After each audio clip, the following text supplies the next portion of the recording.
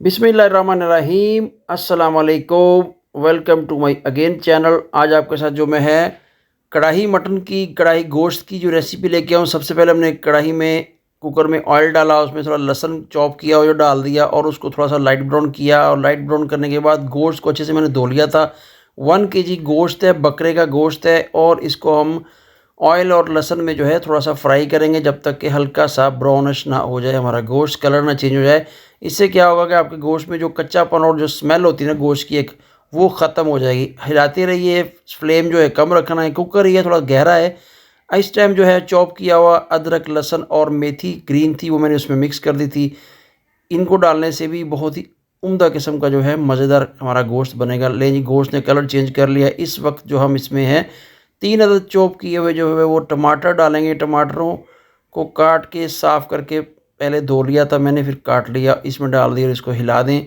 गोश्त ने अपना थोड़ा सा पानी छोड़ना, अभी इसमें कोई चीज़ आपने ऐड नहीं करनी है, सिर्फ हल्का सा ऑयल है। ले देखिए जी, पकते पकते गोश्त जो है वो अपना पानी छोड़ चुका है, उसी पानी में आप इसको पकाएं। अब इसमें खड़ा मसाला जैसे इलायची, छोटी इलायची, मोटी इलायची और दालचीनी डालेंगे, जो कि आपके गोश्त को 4 चाँद लगा देगी, जो पकेगी और इसका मज़ा आएगा।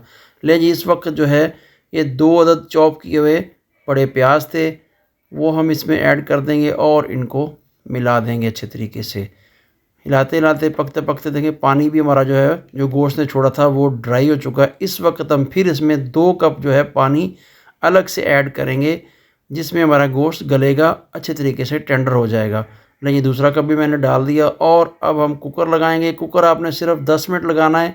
जब आपकी सीटी लग जाए, बज जाए, तब आपने 3 से 4 सीटियाँ बजानी है और आपने कुकर को खोल देना है। कुकर लगाएंगे, कुकर को लगा दीजिए, ढक्कन को बंद कर दीजिए और इंशाअल्लाह ताला आपका बहुत ही इजी और आसान तरीके से ये मटन कढ़ाई गोश्त बनेगा। ले जी, उसको मैंने पका लिया था कढ़ाई में। कढ़ाई ना बने तो गोश्त का मज़ा ही नहीं आता। अब मैंने जो है कुकर 10 मिनट के बाद निकाल के उसको जो है हल्का टेंडर किया और कढ़ाई में ऐड कर दिया। ले पकते पकते गोश्त की कलर इस तरह से आ गया है और अब इसमें जो है 3 से 4 कटी हुई सब्ज़ मिर्च डालेंगे। इनका भी एक उम्दा किस्म का मज़ा आता है गोश्त में।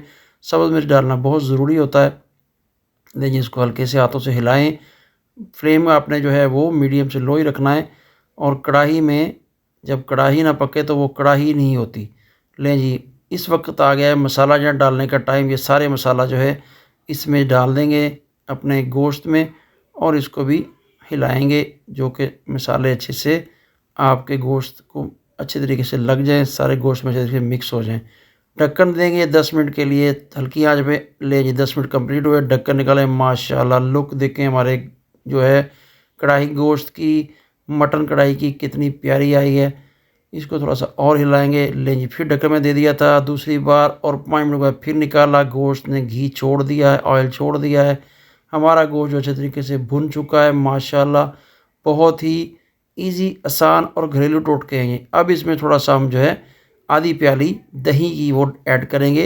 दही से थोड़ी सी ग्रेवी बन जाती है और हमारा गोश्त और मज़ेदार है। दही डालने से पहले थोड़ी सी आपने फ्लेम को बंद कर लेना है और दही को अच्छे से इसमें मिला देना है। उससे क्या होगा, दही पानी नहीं छोड़ेगा। लेकिन थोड़ा सा ढक्कन लगाएं और आंच हल्की करके इसको 2 से 3 मिनट पकाएं। ले जी, माशाल्लाह माशाल्लाह, अल्हम्दुलिल्लाह, अल्लाह की शान। देखिए, हमारी हंडिया जो है मटन कढ़ाई बिल्कुल तैयार हो चुकी है। इसके ऊपर आप धनिया गार्निश कीजिए, अदरक कट करके गार्निश कीजिए और सर्व कीजिए। लें जी, कैसी लगी मेरी आपको ये रेसिपी? अच्छी लगी हो तो चैनल को सब्सक्राइब, लाइक और शेयर कीजिए और कमेंट्स में अपनी राय बताइए। ऐसी इजी और होममेड रेसिपी मिलती रहेंगी। अल्लाह हाफ़िज़।